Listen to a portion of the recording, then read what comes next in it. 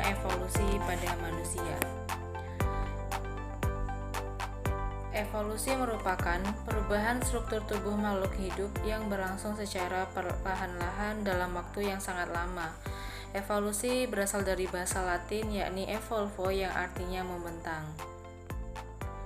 Teori evolusi Charles Darwin sebenarnya mengenai manusia yang berevolusi dari kera muncul karena teori evolusi manusia The Origin of Species yang mengemukakan tentang teori evolusi ditulis oleh Charles Darwin.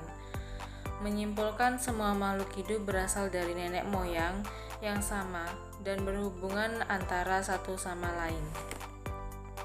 Menurut Darwin, dalam buku tersebut, proses mutasi genetik dari nenek moyang yang sama mengakibatkan terjadinya proses evolusi dan munculnya berbagai spesies baru. Darwin membayangkan evolusi manusia seperti pohon. Batang pohon yang tunggal dan akarnya merupakan nenek moyang makhluk hidup. Sedangkan ranting dan daun pohon menjadi spesies baru yang lahir karena proses mutasi genetik. Proses mutasi genetik tersebut dapat terjadi karena seleksi alam dalam waktu yang lama. Dari seleksi alam itu, Darwin kemudian membagi proses evolusi menjadi mikroevolusi dan makroevolusi. Evolusi juga mengemukakan bahwa semua jenis makhluk hidup sebenarnya berasal dari makhluk terendah. Sesuai dengan peredaran zaman dan perubahan geologi astronomi, terjadi perubahan berangsur pada makhluk hidup sampai kini. Berdasarkan pemikiran evolusi, manusia digolongkan sebagai hewan. Hewan sendiri mengalami tingkat perkembangan dan bentuk seperti makhluk terendah, mulai dari virus, bakteri, protozoa, cacing, ikan, sampai pada mamalia. Evolusi manusia adalah proses perubahan yang panjang yang menyebabkan manusia berasal dari nenek moyang yang mirip kera. Bukti ilmiah menunjukkan bahwa ciri-ciri fisik dan perilaku yang dimiliki semua orang berasal dari nenek moyang mirip kera dan berevolusi dalam kurun waktu kurang lebih 6 juta tahun. Paleoantropologi adalah studi ilmiah tentang evolusi manusia yang menyelidiki asal-usul ciri universal dan penentu spesies kita. Bidang ini melibatkan pemahaman tentang persamaan dan perbedaan antara manusia dan spesies lain dalam gen, bentuk tubuh, fisiologi, dan perilaku. Ahli paleoantropologi mencari akar ciri fisik dari perilaku manusia. Mereka berupaya menemukan bagaimana evolusi telah membentuk potensi, kecenderungan, dan keterbatasan semua orang. Evolusi manusia adalah proses evolusi dalam sejarah primata yang menyebabkan munculnya Homo sapiens sebagai spesies tersendiri dari famili hominid yang mencakup kera besar. Proses ini meliputi perkembangan bertahap dari sifat-sifat seperti hipedalisme dan kemampuan berbahasanya manusia, serta perkawinan silang dengan hominin lain, yang menunjukkan bahwa evolusi manusia tidaklah linier, akan tetapi terbentuk seperti jaringan. Studi evolusi manusia melibatkan sejumlah disiplin ilmu, termasuk antropologi fisik, antropologi evolusi, primatologi, arkeologi, paleontologi, neurobiologi, etologi, linguistik, psikologi evolusioner, embriologi, dan genetika.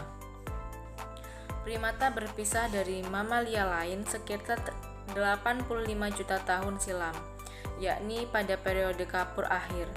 Primata kemudian menghasilkan garis keturunan yang beruntun mengarah ke superfamili kera, yang memunculkan keluarga hominid dan aka, yang kemudian berpisah satu sama lain sekitar 15-20 juta tahun yang lalu.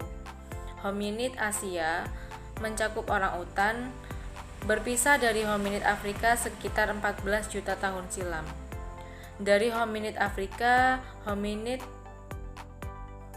termasuk subtribus Australopithecine dan Pan berpisah dari tribus Corylini antara 8-9 tahun silam. Australopithecine termasuk nenek moyang berkaki dan dua manusia yang telah punah, berpisah dari genus Pan yang terdiri dari simpanse dan bonobo 4-7 tahun silam. Dari hasil evolusi Australopithecine, kemudian lahirlah genus Homo dengan ditandai oleh kemunculan habilis lebih dari 2 juta tahun silam. Dan garis keturunan tersebut kemudian lahirlah manusia modern secara anatomis sekitar 300 tahun silam.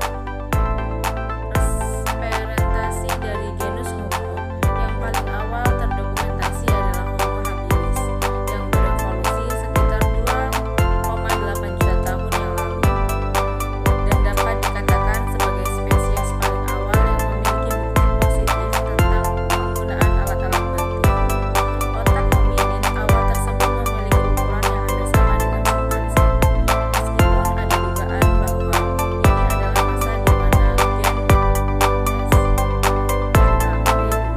manusia berlipat ganda, menghasilkan jaringan yang lebih cepat pada korteks frontal. Selama jutaan tahun berikutnya, proses ensefalisasi dengan pusat terjadi, dan dengan hadirnya Homo erectus dan Homo ergaster dalam rekaman fosil, kapasitas tengkorak telah berlipat ganda menjadi 850 cm. Peningkatan ukuran otak manusia seperti itu sama dengan setiap generasi memiliki 125.000 neuron lebih banyak dari orang tua mereka.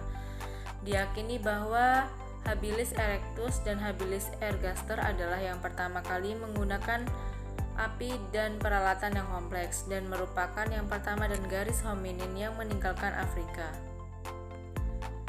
Baik, demikian penjelasan materi tentang evolusi.